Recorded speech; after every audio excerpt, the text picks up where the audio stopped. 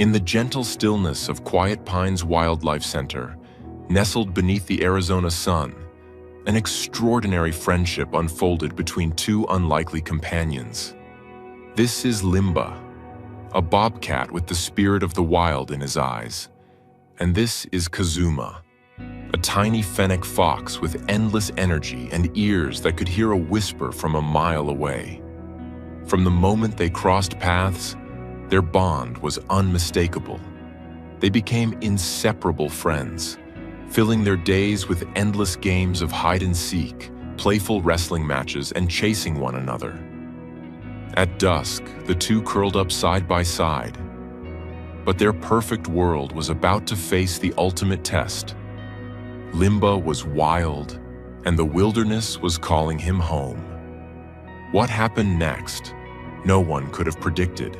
Before we start, hit the like button and make sure to subscribe if you haven't, and hit that notification bell so that you won't miss any new stories.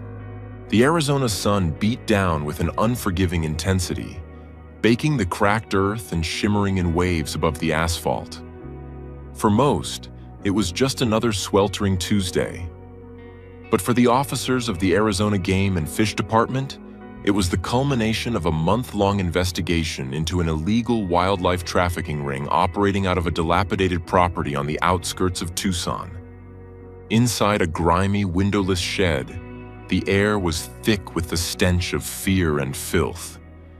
Cages were stacked haphazardly, their occupants, exotic birds, reptiles, and a handful of mammals, panting in the oppressive heat.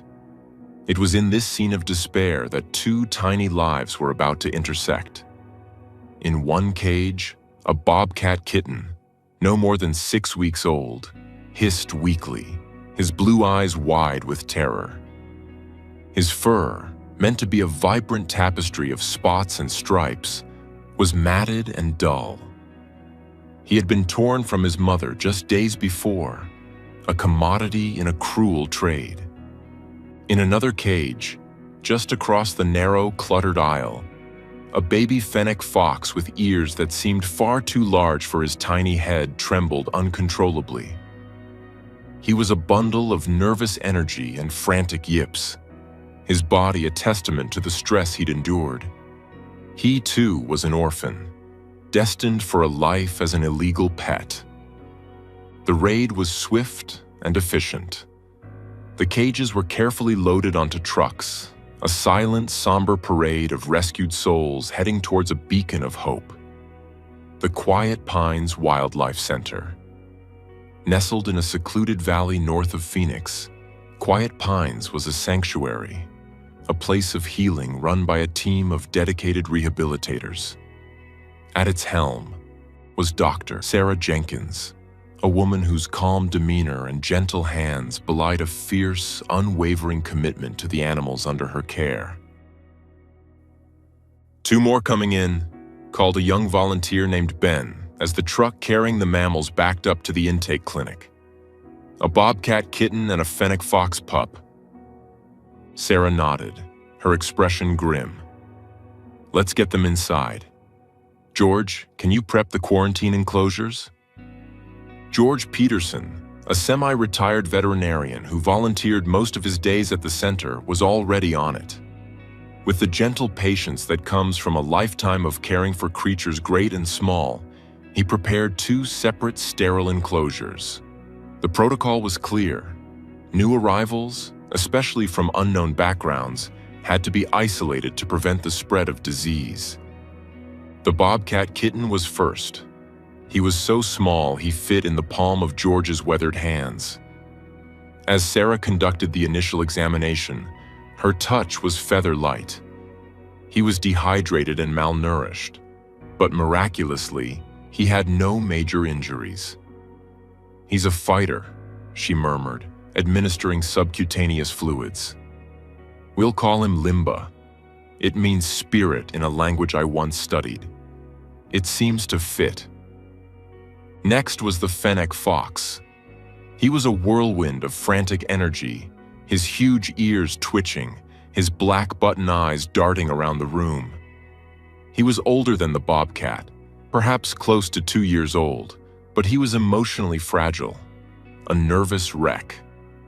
"Easy there, little man," George cooed, his voice a low rumble. "You're safe now." They named him Kazuma, a Japanese name meaning harmony and peace, a hopeful prayer for the anxious creature.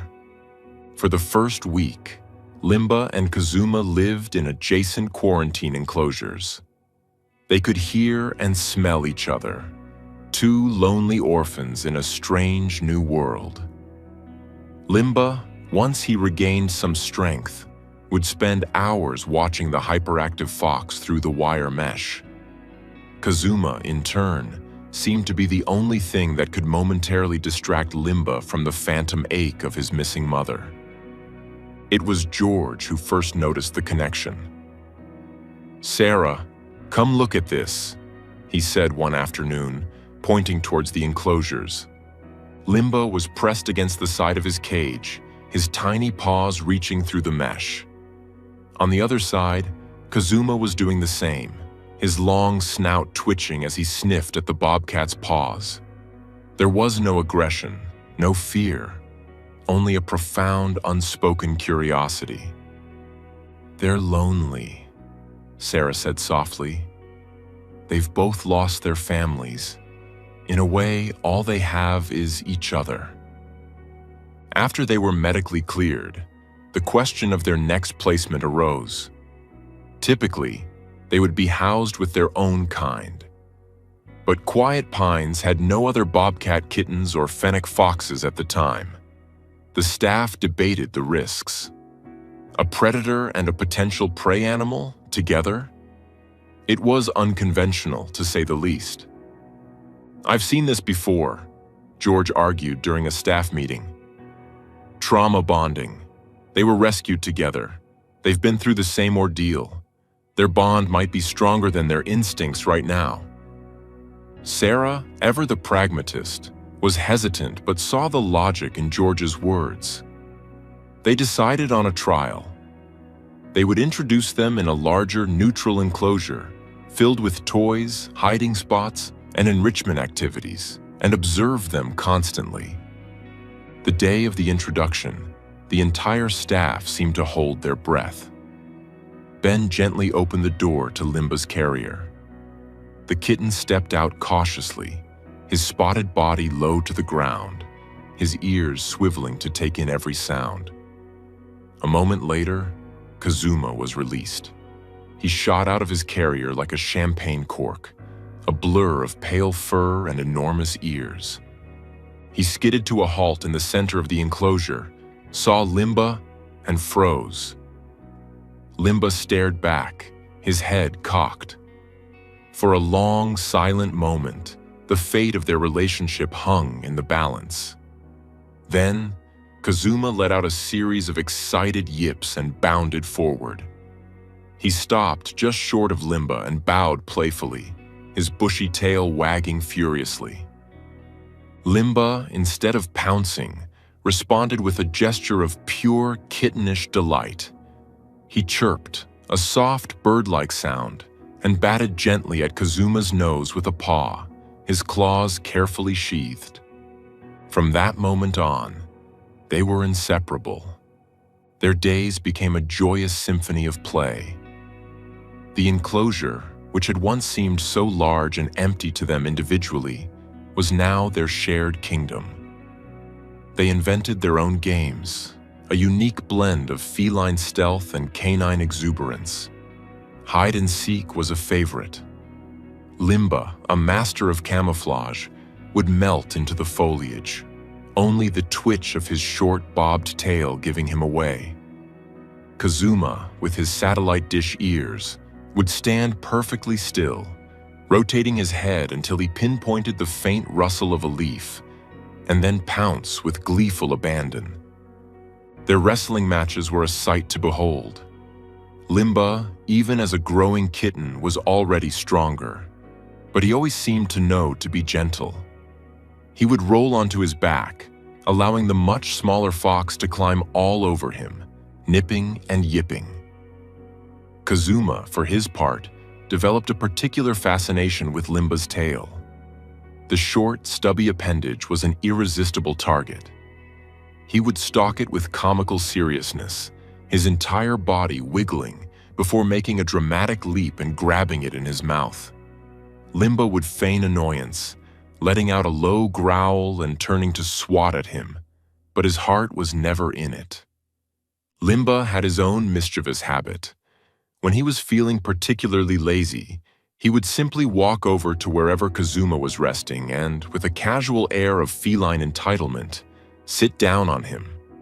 Kazuma would let out a muffled squeak from beneath the growing bobcat, but he never moved. He would simply wait until Limba decided to get up, a living, breathing, and slightly squashed cushion for his best friend. George Peterson kept a detailed journal of their interactions. He'd sit on a bench outside their enclosure for hours, a gentle smile on his face. October 12th, he wrote. Kazuma brought Limba a grasshopper today. He dropped it right at his paws, as if it were a great prize. Limba didn't eat it. He just sniffed it, looked at Kazuma, and started grooming the fox's head. A clear sign of affection and acceptance. This is more than just friendship. It's family. The seasons turned. Autumn painted the pines in shades of gold, and winter brought a rare, light dusting of snow that sent Kazuma into a frenzy of delight and left Limba looking confused. Through it all, their bond only deepened. Limba grew from a lanky kitten into a magnificent young bobcat. His muscles rippled under his spotted coat, and his movements became more fluid, more powerful. He was the picture of a wild creature coming into his own. And that was the problem. The goal of Quiet Pines was always rehabilitation and release. Limba was a native Arizona species. He was healthy, strong, and possessed all the instincts necessary to survive. The wilderness was his birthright.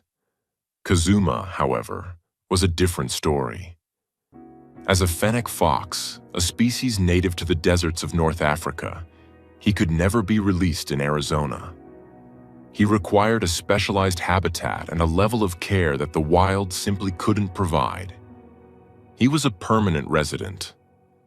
The staff began to talk about Limba's release. The date was set for the spring when prey would be plentiful. It was the right thing to do. It was their mission. But their hearts ached at the thought. "How are we going to separate them?" Ben asked one evening, watching the two of them curled up together for the night. Limba's larger body was wrapped around the small fox, a protective embrace. Kazuma was fast asleep, his nose tucked under Limba's chin, his giant ears finally still. "I don't know," Sarah admitted, her voice heavy. "But we have to. To keep Limba here would be selfish. It would be a cage, no matter how comfortable we make it."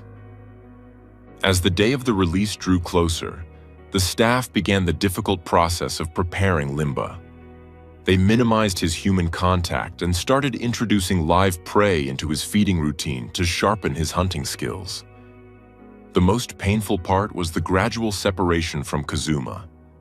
They began feeding them in different areas of the enclosure and eventually housing them in adjacent pens for short periods. The change in both animals was immediate and heartbreaking. Kazuma became a nervous wreck once more. He would pace the length of the fence separating him from Limba, letting out a constant stream of high-pitched, mournful cries. He barely ate. Limba, on the other side, would sit silently, his gaze fixed on the frantic fox, a low, guttural growl of frustration rumbling in his chest. When they were reunited at the end of the day, their relief was palpable, a frantic mess of nuzzling and grooming. The night before the release was the worst. George, making his final rounds, stood in the quiet darkness, watching them. They were curled up in their usual spot, tighter than ever, as if they knew what was coming.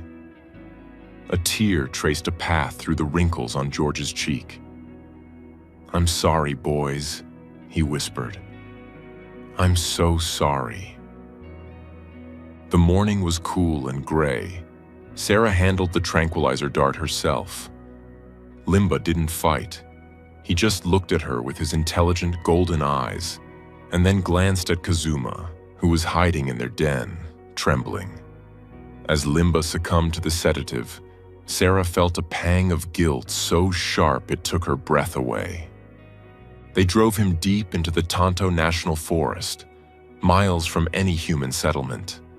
It was a perfect bobcat habitat, rugged and wild. Sarah and Ben placed the sleeping cat in a temporary transport crate, its door facing a dense thicket. They set up a perimeter of trail cameras and retreated to their vehicle to wait for him to wake up. An hour later, Limba stirred. He stood up, shook his head to clear the lingering grogginess, and looked around. He was in a world of new smells and sounds. He cautiously stepped out of the crate, his body a coiled spring of muscle and instinct. He looked back once, a long searching gaze in the direction the truck had come from, and then, with a flick of his bobbed tail, he melted into the forest.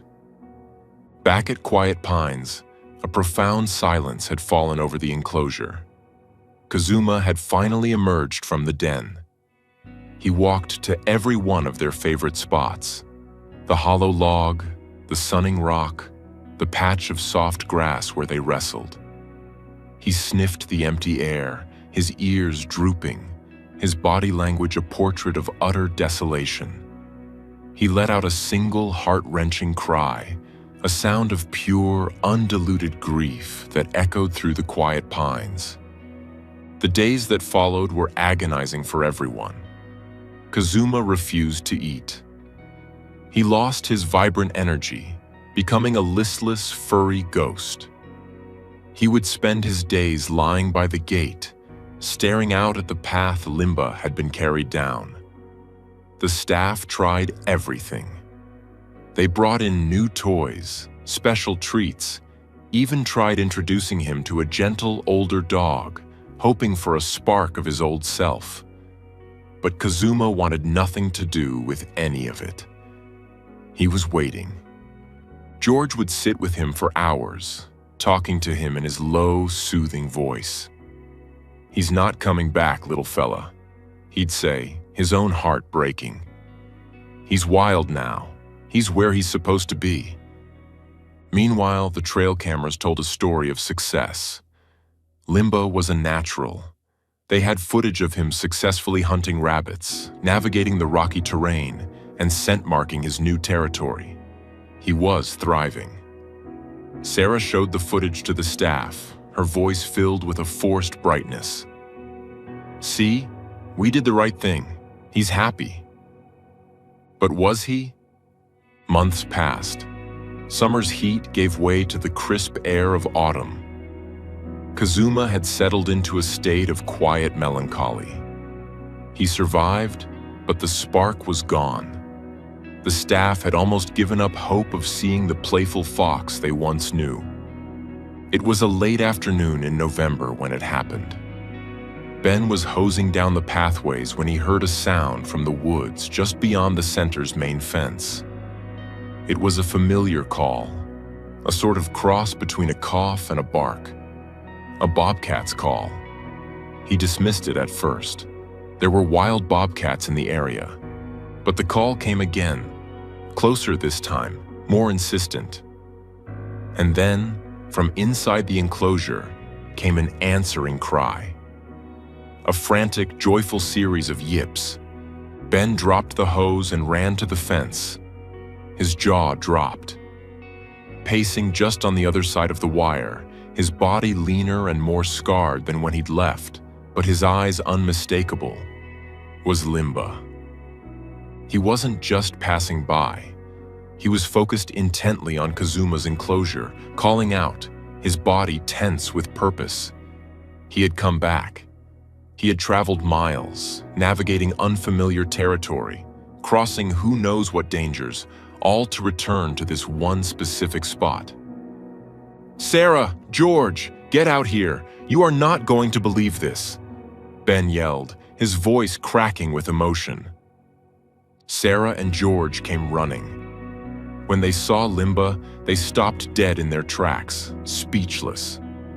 Inside his enclosure, Kazuma was a different animal. He was alive again, bouncing off the walls, yipping and crying, his entire body trembling with ecstatic energy. Limba paced anxiously, his gaze locked on his friend. He wasn't looking for food or shelter. He was looking for Kazuma. Tears streamed freely down Sarah's face. All her scientific certainty, all her professional protocols, melted away in the face of what she was witnessing. This wasn't just an animal returning to a familiar food source. This was a pilgrimage. This was a rescue in reverse. "Open the gate," George said, his voice thick with awe. "What?" Sarah looked at him, stunned. "Open the main gate, Sarah. Let him in." It was against every rule. A wild, untamed predator, free inside the center. But looking at the two animals, separated by a thin wire fence but connected by an unbreakable bond, it felt like the only rule that mattered. Slowly, Sarah walked to the main gate and unlatched it. She pulled it open just enough for a bobcat to slip through. Limba didn't hesitate. He shot through the opening and made a beeline for Kazuma's enclosure. The reunion was an explosion of pure joy. The moment the enclosure door was opened, Limba rushed in.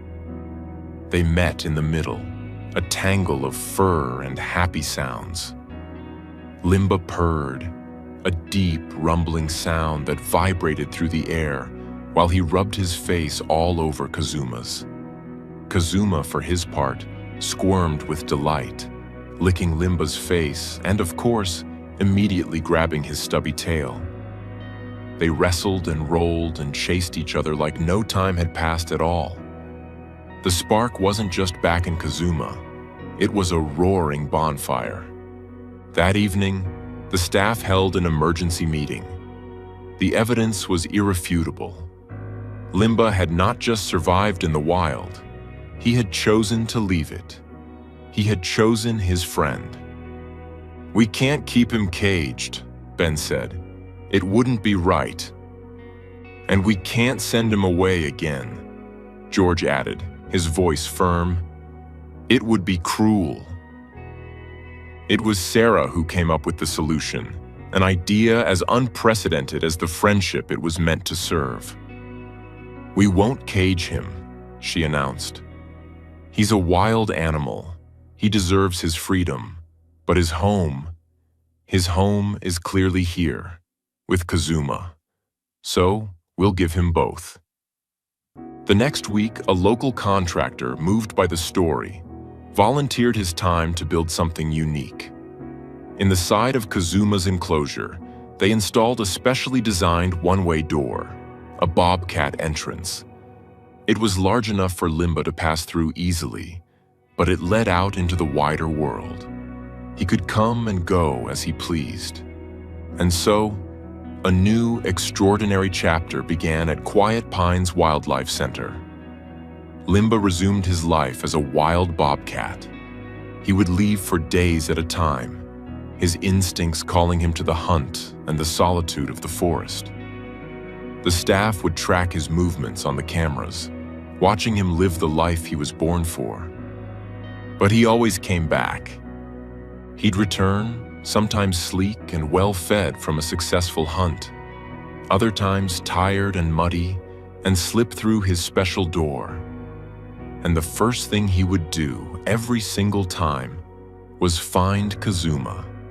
Their reunions were always joyous, and every night he was there, the Wildlife Center would fall quiet, and the staff would smile, knowing that in the enclosure at the heart of their sanctuary, a wild bobcat and a little Fennec fox were curled up warmly together, inseparable and safe, a testament to the fact that friendship knows no species. And home is not a place, but a feeling.